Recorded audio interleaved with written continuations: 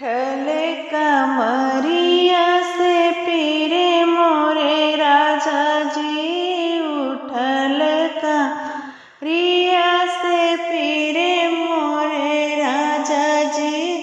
सासु जे आई है देवता मानने को, देवता माना के सासु मांगे अपन नेगवा। अब ही न देबै सासु तोहरा मैंने गवायब, हित पिया जी के लागल बानो करिया। उठल कमरिया से पीरे मोरे राजा जी, जेठनी जे आई है पीपली पीसन को, पिसा के जेठनी मांगे अपन नेगवा। अब ही न देबै जेठनी तोहरा मैंने गवायब, ही तो पिया जी के लागल बानो करिया।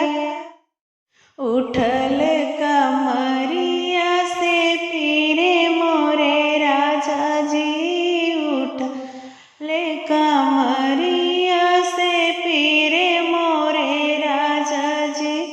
डन दीजे आई है कजल रचन को, कजल रचा के नंदी मांगे अपन नेगवा। कजल रचा के नंदी मांगे अपन नेगवा।